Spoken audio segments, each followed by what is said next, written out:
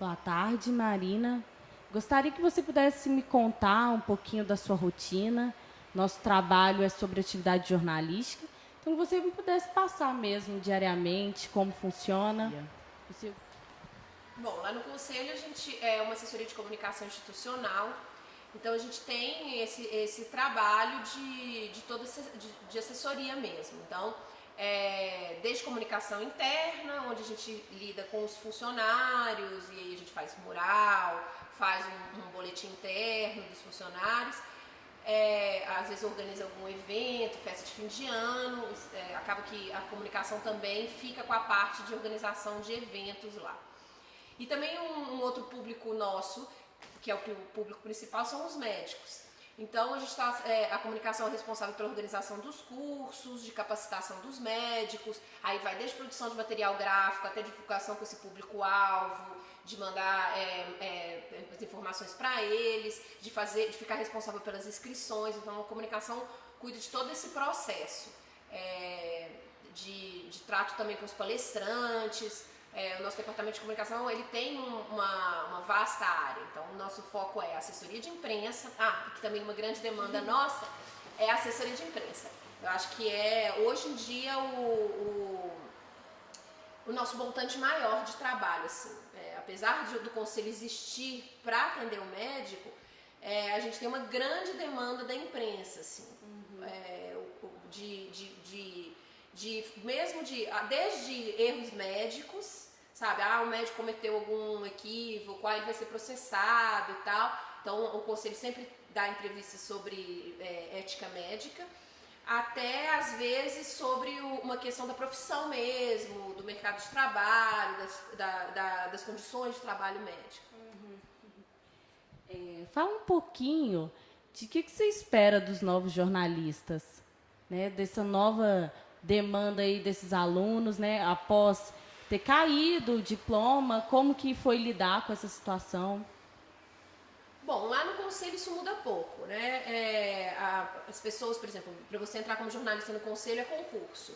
E nos quesitos do concurso é fundamental que você tenha diploma. Eu acho isso importante. Os gestores lá do conselho, mesmo com a queda desse diploma, você não pode fazer concurso sem... É um dos requisitos para poder passar no concurso. No caso de estagiários, eu acho que, né, somos todos jornalistas formados com diploma, trabalhamos lá, a gente não vai contratar um estagiário que não esteja cursando um curso que seja de jornalismo. A gente tem esse princípio. Apesar da gente ter muito trabalho de RP, nós temos uma agência de publicidade contratada que faz a nossa parte gráfica, mas a gente tem até o trabalho de RP, que eu falei na organização dos eventos e tal. A gente entende que o nosso principal foco é o jornalismo, é produzir o conteúdo, é lidar com a imprensa. Então a gente faz uma opção por serem pessoas com diploma. E o que a gente espera? Bom, na minha experiência, né, que eu estou há 5 anos lá no conselho, antes eu achava que eu precisava de estagiários que soubessem escrever bem. Eu acho que antes eu achava que esse que era o foco principal, assim. Um estagiário, uma pessoa tem que ter um bom texto jornalístico e tal. Hoje em dia eu percebi que não é isso. Eu preciso de pessoas que saibam português, porque eu não posso ter um estagiário que não pode mandar um e-mail, entendeu? Porque ele vai trocar isso acontece, um SS para um CCD, ele vai botar SS. Então, assim, hoje em dia, um dos quesitos que eu faço quando eu faço o teste são estagiários que têm um bom português.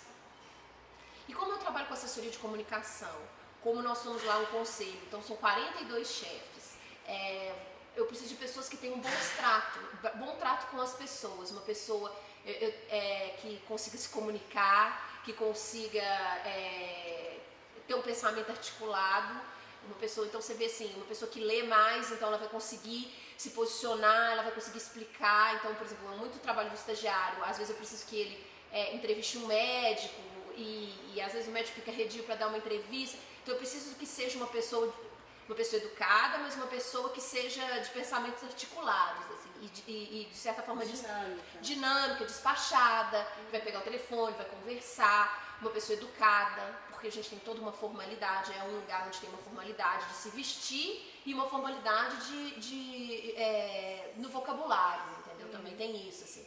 Então, na minha escolha de estagiários, hoje em dia eu foco no português, e na pessoa mesmo, uma pessoa expansiva, uma pessoa que converse bem, que tenha um vocabulário bom, para que ela possa ser uma pessoa que lide naquele universo bem, assim.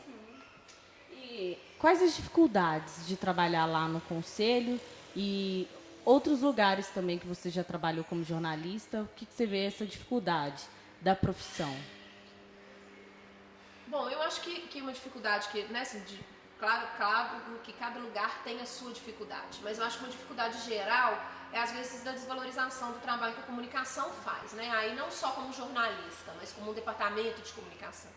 Às vezes as pessoas não entendem que tem que fazer um curso, aí faz o curso correndo e tal, e aí a pessoa não entende que era fundamental ter tido um tempo para elaborar um material gráfico, para ter feito uma divulgação interessante, entendeu? Que isso tudo demanda um prazo.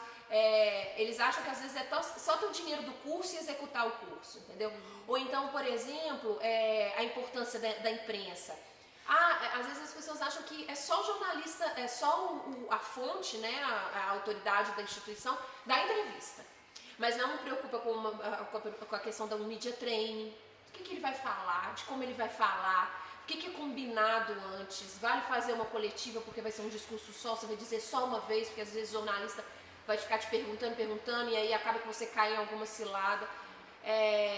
Então, assim, é uma desvalorização disso da comunicação.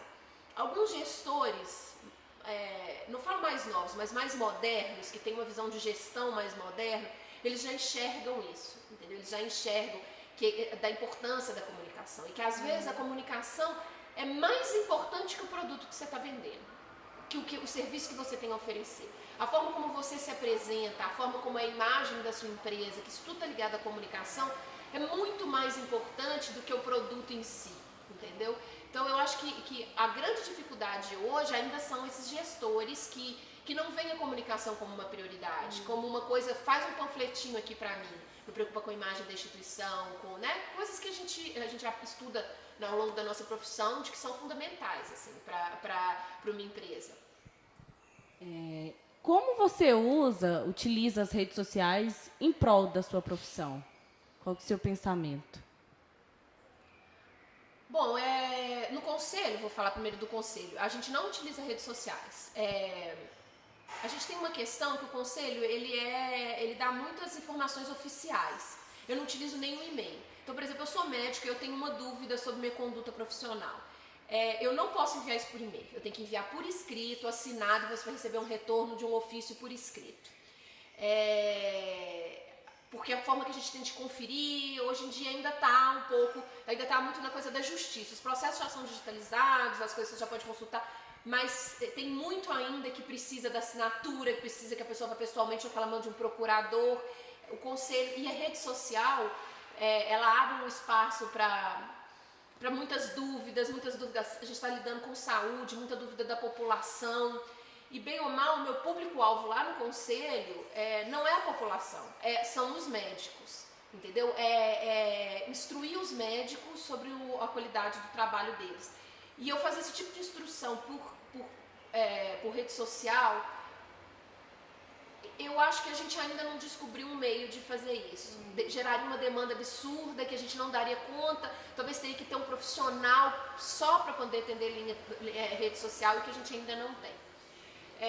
Mas em outras áreas, igual por exemplo eu trabalhei no Festival Internacional de Teatro no ano passado, no Freela, eu acho que é fundamental, é onde você consegue divulgar rapidamente, onde você tem agentes que vão te ajudar porque eles replicam as informações, é um veículo que você pode responder dúvidas rápidas ou que você também pode passar informação rápida, porque ela vai ter, cancelou um espetáculo, rapidamente aquilo já se espalhou pela rede, entendeu? Então, mas eu acho que a rede social não é solução para tudo, entendeu? Ela é uma ferramenta importante, ela é uma ferramenta de massa, é uma ferramenta onde você pode comunicar com um público específico. Então eu quero comunicar com artistas, você vai conseguir fazer esse tipo de... Mas ao mesmo tempo ela tem uma informalidade que, eu não sei se é um pouco de desconhecimento meu ainda, que eu tenho dificuldade de lidar com ela trabalhando numa instituição que tem tantos processos, formalidades, burocracia ainda, entendeu? Essa foi Marina Abelha no De Frente com Luana Silva.